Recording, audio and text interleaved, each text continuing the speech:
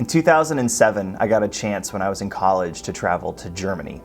I'd never been to Europe before, and I was really excited to go to see new places and eat new foods and meet new people. And as I was getting ready, I don't know if you've ever left the country before, but that not everybody speaks English when you leave the United States. And so somebody encouraged me to learn some German, but as a freshman in college, it was just everything I could do to pass my classes. And so I didn't have time to learn any German, and the end of the year came and it was time for me to leave for Germany for a month. And so having learned no German, I got onto a plane with a bunch of other English speakers and headed for Germany and hoped for the best. When I got there, I was surprised to learn that I didn't actually need to know any German because everyone there speaks English. And if they didn't speak English, they probably had a friend or more often a kid who did speak English. And so I managed to get around the country for a whole month just speaking English the whole time and never having to say anything in German if I didn't want to. Until right towards the end of my trip.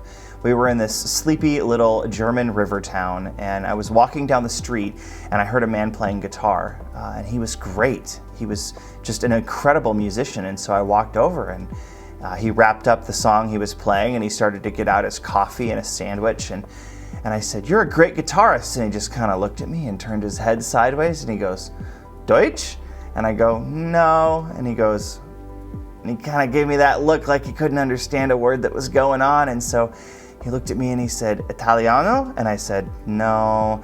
And he said, I asked him, I said, "English?" And he goes, "No." And then he looked at me and he goes, "Spanish?" And I said, "Sí," because I knew some Spanish. And so we sat down and we talked for maybe 15 minutes in Spanish and learned a little bit about each other and our stories and where we were from. And turns out that Francesco was an Italian man living in Germany, but he spoke some Spanish. And so we talked for a while. And after a bit, the conversation kind of started to fall apart. We were reaching the end of what we knew in Spanish. And so he handed me the guitar and he took out a harmonica, and we spent 5 minutes speaking in the language that we probably both spoke best, which was the language of music. And we played together and we had a lot of fun and we laughed and we made some music together and we learned from each other in that moment. And it was really, really cool to spend that time with Francesco. I say that because having a common definition of leadership for your team is a lot like speaking the same language.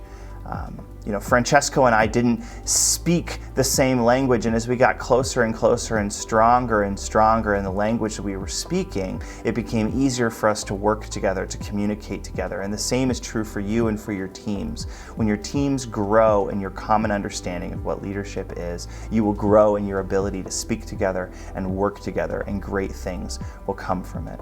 And so the question that I want to leave you with from this story is, if leadership is a language, are you all speaking the same language?